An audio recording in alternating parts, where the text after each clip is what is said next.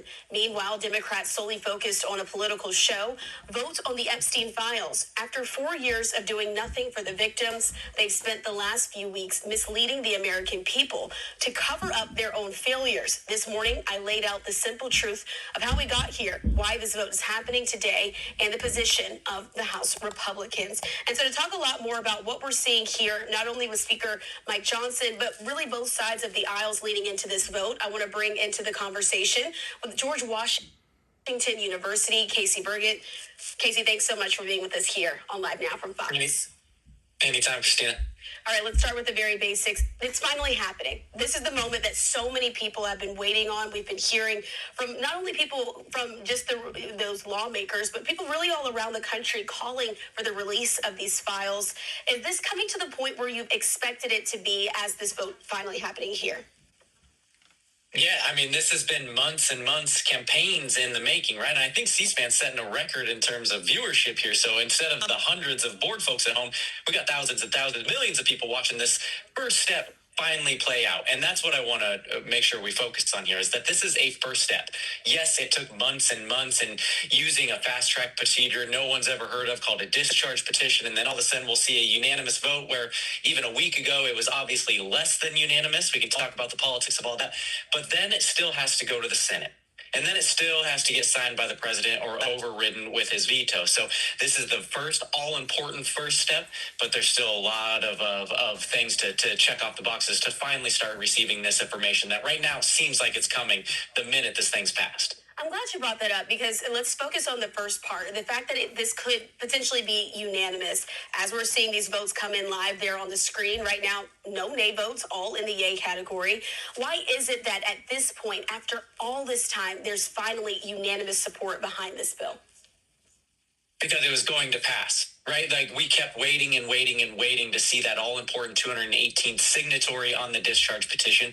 Once that came, there was nothing the speaker can do. I mean, it's an incredibly powerful job of deciding what gets voted on and when, or more importantly, as we see in this instance, what doesn't get voted on. But there are very few mechanisms to override that agenda control of the speaker, and the discharge petition is one of them. And so when that happened, it was very clear there was nothing he could do to stop it. And then the train was leaving the station, and the binary choice became, when this vote happens, will I be voting against the release of the Epstein files or voting for the release of the Epstein files? That's a very different choice to make than bringing that vote up at all, where you could just kind of speak out of both sides of your mouth of what you would have voted on if it came to the floor. This forced it to the floor, and then the decision became very, very simple, as we see as these yay votes start ticking up almost to unanimous. And they discussed that very matter on the floor. Of course, we know that this all came to pass when Representative Grijalva, the Democrat there from Arizona, was finally sworn into that position. There was criticism there on the floor as well from Democrats, saying that it took so long for her to be sworn in, saying they would have done this 50 days before if she had been in. But this all ties in to the government shutdown still as well. Bingo. Yeah, these are where the speaker had a little bit of political cover in saying that the shutdown prevented him from swearing in the new representative. There's a lot of holes. Some nerd who's worked up there on the Hill, there's a lot of procedural holes in that argument, given that the speaker has the authority. They were having pro forma sessions. He could do it whenever he wanted, but he had a reasonable case to make, at least to the American people, saying, hey, if the government shut down, I'm not in a position to swear this person in. But this brings up a second point that I want viewers to pay attention to, too, is that they needed the 218th signatory, which obviously Representative Grijalva provided.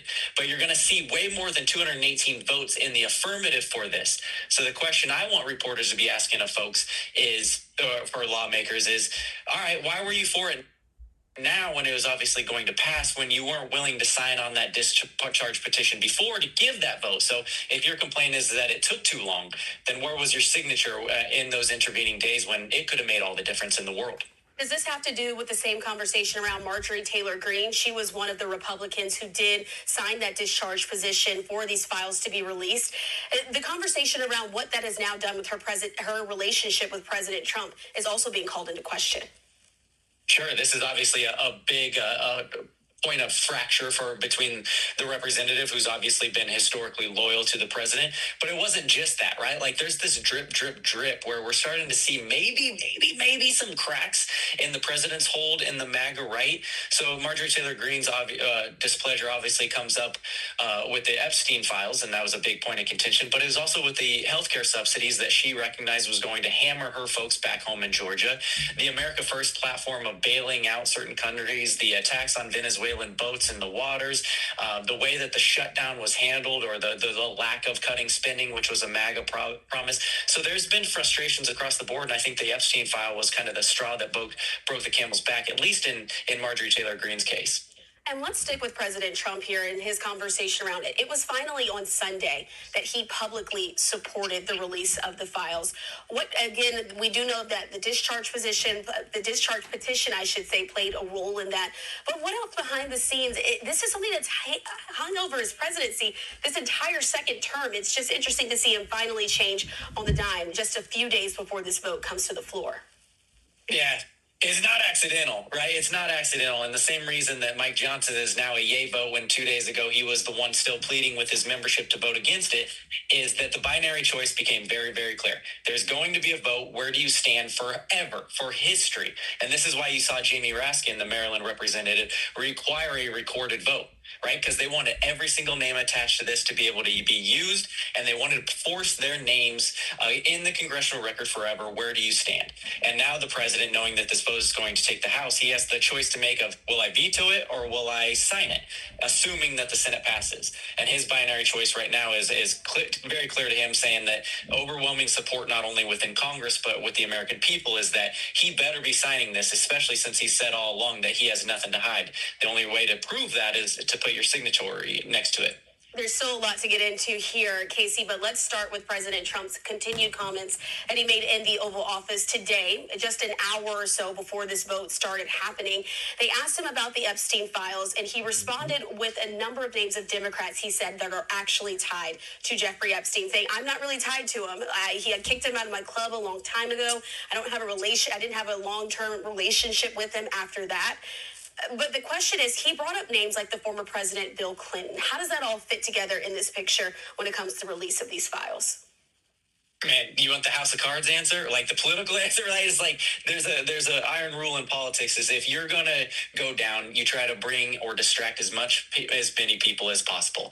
If for no other reason that they're gonna have to use column inches for it or time on TV for it, but also that it kind of desensitizes the power of the attack. If everyone's doing it, then everyone's guilty of it, right? Like that's kind of the defense of it. It's a distraction, but also I think a lot of Democrats and the American public are on the fence of saying, all right, cool. If it's President Bill Clinton's in there too, let's let that out too. If there's Reid Hoffman, if there's people, Bill Gates, like all the people that we have kind of been so wrapped up in or starting to assume as part of this Epstein saga, then that's what transparency is all about. You don't get to pick and choose who's all of a sudden found guilty, or at least within the files. Release them all and let the chips fall where they may.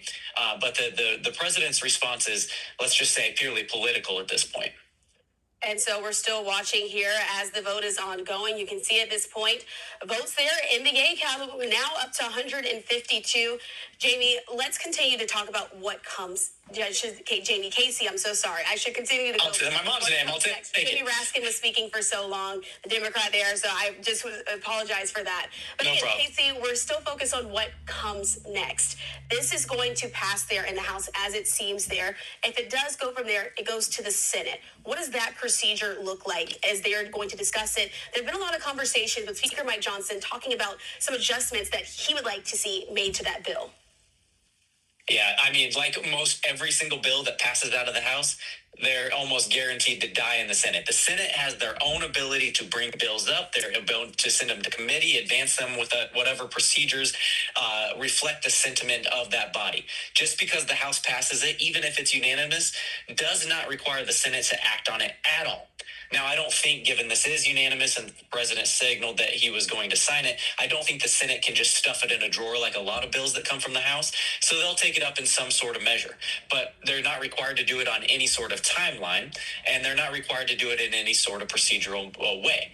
So there's a lot of decisions left up here, and what you hear the speaker talking about, a lot of things to be fixed. It kind of gives some windows to the Senate to slow play this a little bit, right? To respond to the concerns, given that they are of the same party, not only of the House side, the speaker, but also the president, who's obviously concerned about this. Gives them some cover to slow play it and saying, hey, we got a lot to fix. So this is working its way through the senatorial process, and then they will try to will possibly delay a little bit of this while responding to, even if in good faith, respond to a lot of these concerns that the speaker has mentioned. Or if they just want to pass it as it's written, as it's leaving the House, the minute they get it in the Senate, they can bring it up. They can do it by unanimous consent, and it can be done today. On what day is it today? Tuesday. It can be done and at the president's desk very, very quickly. I suspect that will not be the case, given how much pushback is on the Republican front from the House side, some senators on record, and obviously the White House. I'm going to put this up on the screen as you were just talking about that. This is from, of course, Senate Minority Leader Chuck Schumer saying that we are not going to allow Thune to bury the Epstein bill. Do we know where Thune has stood through all of this? Of course, we've been, my House Speaker Mike Johnson, as he's been on the front side for the House, he's had to be very vocal as they're the first ones to get to this point. But Leader Thune, where has he stood? I'm not sure. And that's kind of an overlooked case, and why I brought up in my first answer that just because this is going to be a huge, overwhelming vote doesn't guarantee any action, right? We're not going to get the Epstein files tonight for the internet to do its thing and let us know what's in them. It's got to go to the Senate, which goes back to the last question and answer that needed to be brought up. If the Senate does amend it, if they do fix some language that the Republicans say need fixing, then it has to go back to the House, right? It has to pass both chambers in the exact same format. And so we can see a ping pong effect that can, again, add a lot of time to what could be a very fast process. So as frustrating as Congress and as slow as it looks almost every single day, they can pass things incredibly quickly. But if there's debate about what to do and changes in language, it can get very, very drawn out very, very quickly. And things are still going here. Just about 2.5 minutes left in this portion of the recorded vote. But we do have a nay vote there now. So I want to point that out. We have been talking about how, and we even heard from House Speaker Mike Johnson that he believed that this was going to be unanimous. So we're going to work behind the scenes at this point. So just in case folks aren't aware, here at Live Now, we have a full studio of folks and some of our producers now behind the scenes working to find out who exactly that nay vote was. And so we'll be able to dive maybe a little bit deeper to understand this story as well. So Casey, did you anticipate? I mean, we just said we thought it was going to be unanimous. The nay vote is there. I wonder if this is going to make others potentially also vote that same way. I doubt it. I think this person is two things. You often see a nay. There it is. I was just going to say, there's not a small chance that this disappears. Okay. That someone threw in their card and pressed a nay on accident, and then they have to quickly fix it. Someone will report it from the gallery. But man, this is a vote you probably don't want that mess up on, right? Like, you were probably pretty prepared, like a yay, the easy one to do. But I would not be surprised if this was one of those cases. Or what I was going to say that doesn't matter anymore, it seems like, is that this person wants to create a brand around this vote, that they want to be the single one standing out on this limb and get that national attention, because you would have been calling, CNN's going to be calling, MSNBC is going to be calling, like, why, what's your story here? So it doesn't seem like we're going to get that brand building exercise here. It does look like it has gone away. Casey, I'm glad you pointed that out, because you're right, we would have been calling to get answers and maybe potentially any press conferences that would have been held all around why this would have voted in the opposite of everyone else there in the House. And so in this last minute, Casey, anything else that you would like us to kind of focus on as we're waiting to see the total outcome there? It may not be wrapping up right at the end of this 15 minutes, but anything else that we should be really looking ahead to? Not really. Once it became clear that it was going to pass, then it was all going to be about the vote count. And then once Speaker Johnson said he's for it, that's obviously a huge signal to his Republican members to do it. But the caveats are there. They're laying the groundwork here to have at least a slower process in the Senate. I think the Senate's going to have to take it up, given the amount of tension on it and the unanimity in the House. But the groundwork is there for protections, the changing of language. And anytime you change language in a piece of legislation, you're keeping the uncertainty up in the air. So I caution folks to cheer that this is done. because it's not. The other body has to act, and then obviously the president has to get involved too. So a very important first step, but not the last one. And I will say, President Trump, of course, we just heard from the Democrats there on the floor as time is now expired. If they start speaking again, we'll make sure to raise the audio and go back out to it live. But I have to ask you, Casey, the Democrats have been they've said several times that President Trump, in his own power, could release these files and not need the necessary for this House vote, for it to go to the Senate, for it to ultimately pass. Yep. How does that work behind the scenes? Would President Trump ever do that if it does get stuck over there in the Senate?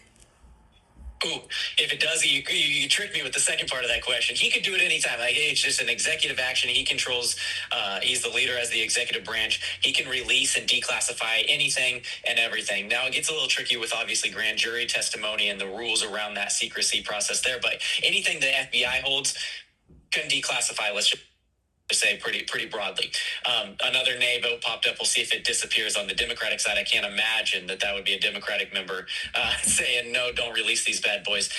But getting buried in the Senate and the president preempting it over there, I can't imagine that would happen unless he just saw the political upside, or he is very, very, very confident the fact that this will not be politically damaging to him if all these things were released. So a lot of conjecture out there. I don't have the answer to it. Would he possibly veto it? We all also have said that that's an option. Man, if you want to see the clash of all political capital of a Republican Congress and a Republican president, like if you are looking for a focal point of the breakage into the next iteration of the Republican Party, we would have to see a veto from the president and then how Congress responds. So this is where, again, I know I'm probably going over time like members of Congress do here, but the unanimity here is a huge signal to the president and the White House saying, don't make us override your veto. We are proving up front how big the numbers are in its passage. If the Senate follows suit with something 95% or 95 senators plus, you're basically telling the White House, we got veto-proof majorities. Don't put us in a position to override you because that would be the crippling defining moment of your presidency. I will say, as we've been talking, we're good on time. That nay vote is staying there. That's interesting because we saw the other one disappear kind of quickly. How long do they have to amend these things before it's in the record? Until you see that gavel be swung down and say the vote is called. So that you see time remaining as 0. That is the least enforced time mechanism in the history of the United States. So the minute that the vote is closed, you'll hear a gavel. But as you see, you got 64 people still remaining, 62. They're rushing in from everywhere the Capitol Hill has been swarming with really stressed out drivers to get to their people to the Hill to vote. But they knew this was coming. Boom, nay is gone, and a Democratic member. Maybe they're just, this is where you see I live in a warped world here is you can see there's a small incentive structure for members to be that nay vote, knowing that you're going to get questions about it, and just this guarantees you FaceTime from the media, basically, of like, what happened there? Were you really contemplating changing a vote? It's like, no, but now I'm on camera and now listen to me speak. It'll be interesting to see. And of course, we know that they've already passed that threshold number that they needed, the magic 28. We knew it was going to happen, the 218 number. Again, at this point, everyone voting in the yay category, just a little less than 50 left to vote now. Before I let you go, Casey, as we're continuing to watch this conversation, do you think that we'll still hear more now after this on the backside from Leader Thune and Schumer? How is the pressure going to increase on the Senate, knowing that it's going to be in their hands? Is that going to be one of the main questions that's now asked to them instead of the House leaders like they've been dealing with for several months? It's the perfect question, Christina. Well done. You're a pro. Like, this now kicks the can over to the Senate side, right? Whereas before, just like when we see in appropriations bills or the House was out of session, the Senate has cover to say, hey, this is their thing. It's not our job to do it. We can't even affect it if we wanted to. Now it's in their chamber where Thune has no more excuse now. It is going to be literally walked over to him.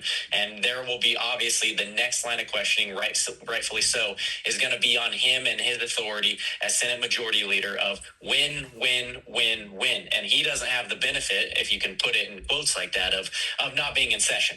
Right? They are there. They're doing business. He can put it on the floor whenever he wants, which is why I brought up the caveats that are already being brought up by the House Speaker and probably the White House later on, where you're going to see the same talking points over and over from Republicans saying, we have to fix this piece of legislation in the following way. I suspect Thune will not just put it on the floor as is, as Jamie Raskin and Democrats are saying, all right, do it. President already said he will sign it. I suspect they're going to slow play this, and maybe even honestly a good faith effort to strengthen this piece of legislation. But that means it will not be fast the way that this vote finally, once it leaves the station, obviously starts moving pretty quickly. And Casey, once everyone votes, we'll be able to go back out there live as we'll listen in to the reaction happening on the floor. Before I let you go, let's go ahead and still continue to dive into this topic. As it pertains to the victims, they were there in the gallery watching all of this happen. Do you think that had any impact?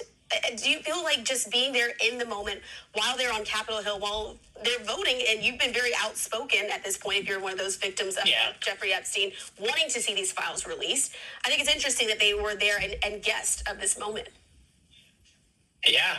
I mean, it's obviously a good pressure tool, if to say nothing of a good political relations tool, right? So did it change votes? I can't imagine it got that far. I think the vote was probably already decided by that point, but it didn't make it easier, let's say that way, even if it's 1-2%, and a human-to-human interaction, or just seeing these very real people with these very harrowing stories. I mean, it's got to affect you on some level, just despite how craven we think a lot of these politicians are. But to one point here, because you're going to go back to the floor here, just to say nothing in Congress is coincidental or accidental. They're moving on, as you said, as you saw the speaker, presiding officer, saying that then we will, after this vote closes, we will then move into 5-minute votes on something else. They're meaning that they're not going to keep the floor open to have these speeches. You're not going to get reaction from the floor. They're going to keep business moving in the House to move on immediately. And that's a signal from the leadership, a signal from the Republican leaders to say, hey, this is just one thing. We're actually going to move on to something that is pressing legislative business, I think was the quote of Speaker Johnson. So you're going to see people off the floor having their reaction. Believe me, the most unsafe place right now is going to be between members of Congress and the TV cameras outside the House floor. I'm glad you brought up those cameras because we have a shot of it right here on Live Now from Fox.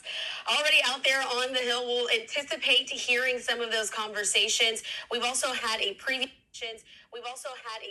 stakeout camera that's now being filled by a reporter. I do want to just still show it to you so folks can understand. This is a reporter there. She's standing in that shot, but we do anticipate also hearing remarks from House Speaker Mike Johnson since this vote is now about to come to a close there.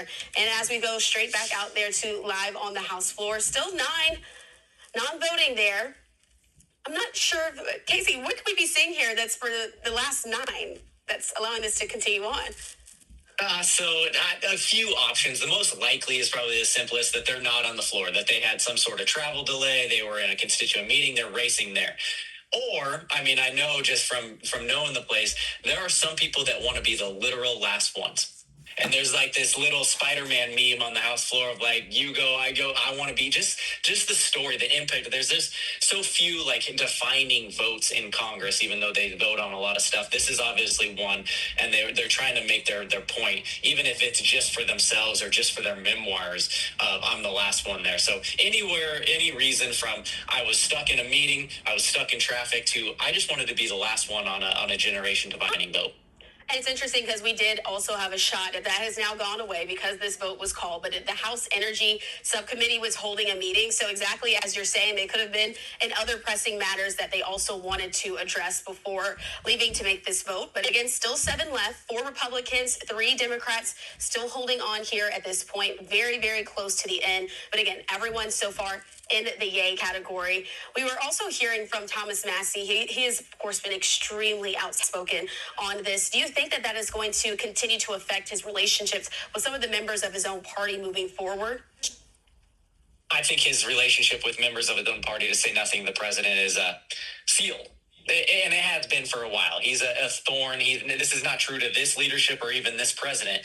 He's known as a procedural stickler, right? And the same way Rand Paul is on the Senate side, like there's just not much you can do to please these folks. And it's just kind of, we'll take his conservative vote when it benefits us, and hopefully he's not too loud when it doesn't. Obviously, this was not a case where he was silent. In fact, he was one of the co-authors on this original discharge petition resolution that got to the floor and co-opted leadership to put it on the floor. All right, and so we're again winding down to the very end here. Still 5 non-votes there. So what we can do at this point is I want to lift up the audio here on just so you can see exactly what's happening and continue for folks who are just now joining us to get a little bit more context. If you can, Casey, hang on for just a couple of more minutes. But again, the House is now voting on this bipartisan measure that would require the Justice Department to release the files that are currently in its possession related to the convicted sex offender Jeffrey Epstein. And so this legislation is known as the Epstein Files Transparency Act. And as it's been reported, it was expected to pass, of course, very well here. No votes in the nay column. Well, one just popped up again there, Casey, for the Republicans. It might be yet another blip. We've seen that happen twice so far. And as Casey did let us know, that they have until that gavel pounds there to be able to change their vote. Could have been a simple mistake. So we'll continue to watch. And if not, we'll get the name of that person and continue to reach out to understand a little bit more. But again, this bill would compel the Justice Department to publicly release the files related to Epstein and his co-conspirator, Ghislaine Maxwell, within 30 days of it being signed into law, with some exceptions for survivors' personal information and other sensitive material. Casey, I have to ask you here, when it comes to Ghislaine, she's behind bars, she's in prison, she's serving a 20-year sentence. Could the release of these files affect her in any way? Could this affect her petition to, as she's tried several times to appeal the conviction? Is that possible? Sure, right? Like anytime new evidence comes to light, I guess I'm not incredibly familiar with. Oh, here you go. You got the gavel. This thing's closing. I'll let you go. The nays are 1. 2/3 being in the affirmative. The rules are suspended. The bill is passed, and without objection, the motion to reconsider is laid on the table.